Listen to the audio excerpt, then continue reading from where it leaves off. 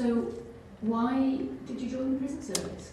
Basically for job security, because of the climate, as I've said earlier, within the trade I was in, and it would have been so unstable. It might sound daft, but I looked around at different opportunities, and obviously this particular career had been in my mind for quite some time. And at that time, I actually watched the prison being built from my former factory. And of course that helped put the idea of it grow even stronger in my mind. And had you ever considered a career like this before, like in the police, prison service? It crossed my mind for police service, to go in the police force. But I don't know why I didn't ever take it up. For some strange reason, the prison service had its own appeal. Don't ask me what it is because I can't put my finger on it. It's just that I felt it'd be a total change for me to go into it. Plus the fact that if I found that I wasn't going to be a success at the job, I'd already got my trade behind me, which I could turn back to as a safety net, if you like. Mm-hmm. So how long have you been? Presently I've been at Doncaster 16 months. I've been a prison officer. And do you enjoy it? I do, yeah.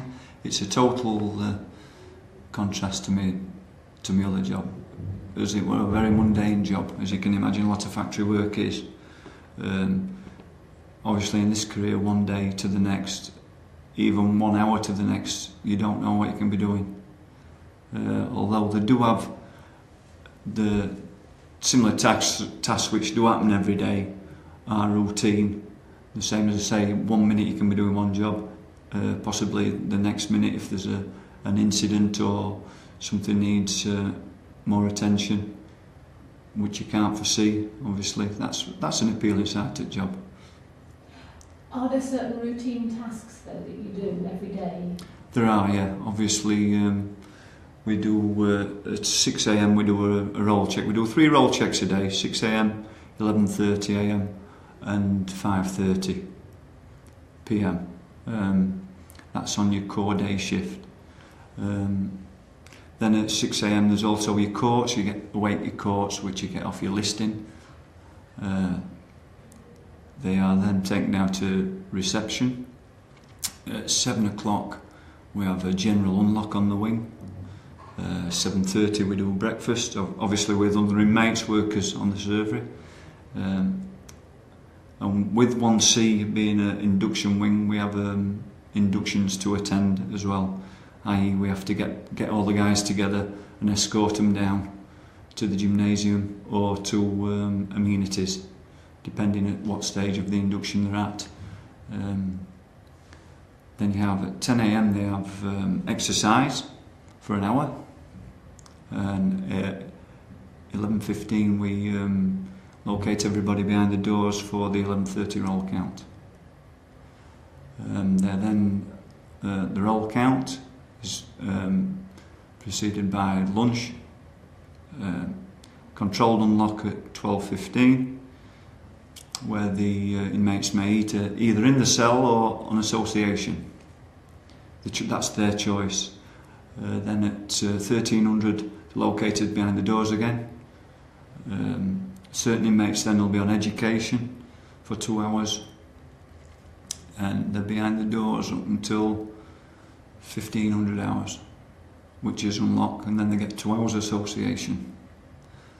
1500 hours we then do the call for the roll again, which is to be in for sorry, I made my mistake there. 1500 we unlock, they have 2 hours association. 1700 hours they go behind the doors for the roll again, which has got to be in for 17:30. Once the roll is correct and the freeze is off, we unlock at approximately 18:15 for tea, which is the last meal of the day. Again, they can take that on association or within the cell. 1900 hours, because we have different regimes on different wings. Our wing is a standard wing. 1900 hours, it's good night. The only people that stop out then get half an hour's extra association are the wing workers, which is part of their perk, if you want to put it that way. where they finish off the jobs, etc. Generally tidy the wing up, and then it's locked down. But we can receive inmates up to 21:30, 9:30 at night as inductions, new inmates coming in from the course, etc. Then there's a final roll at 9:30, which we ring into the Oscar 1 to check the rolls. As every roll is throughout the day rang in, and head count's done. And then your night officer takes over then, which is whereas officers are escorted off and escorted back, and for security reasons they don't carry keys, etc. So it's shift, you work on shifts? Do shift work, yeah. There's basically 3 core shifts. There's early shift, early days, which is 6 a.m. while 7 p.m, which you get an hour's lunch. There's, as I put it, early late, which is 7 a.m. while 8 p.m, and your hour's lunch. And then there's what they call late shift, which is 9:15 a.m. while 10:15 p.m, 22:15. So there's always like a crossover of staff for handing over.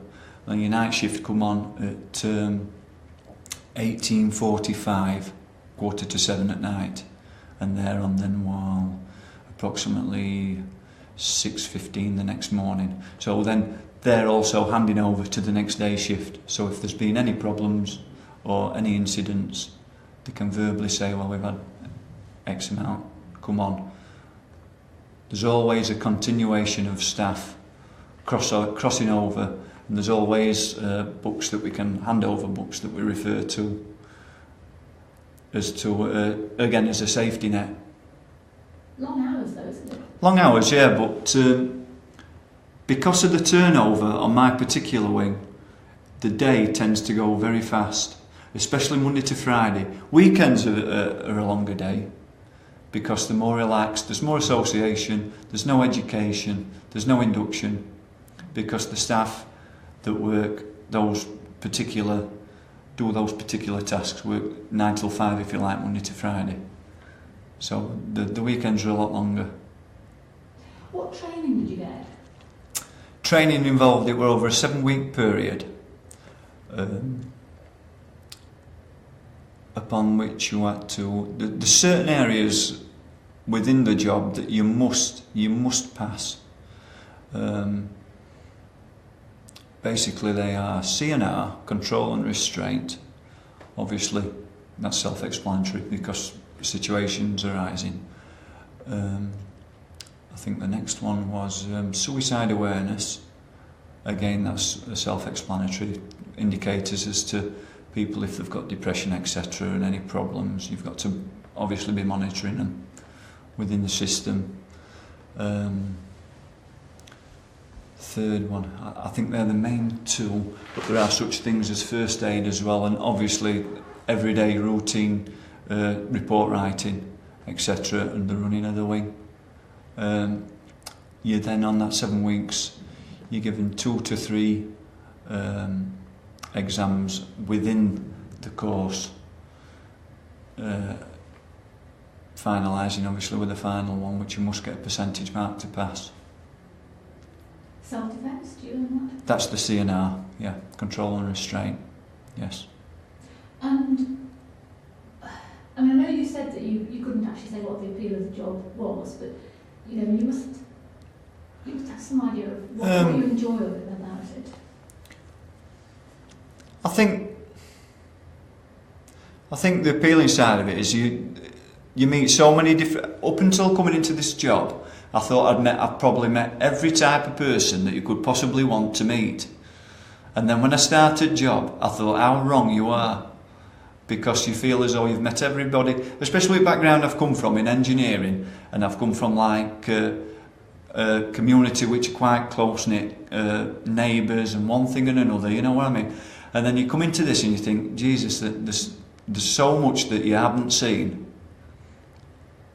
and that's the appealing side again. You get more interested then. You actually take on people's personal problems, and it's funny little things. You might, because you're with them on a daily basis, you even get to know what the habits are, and it's very strange.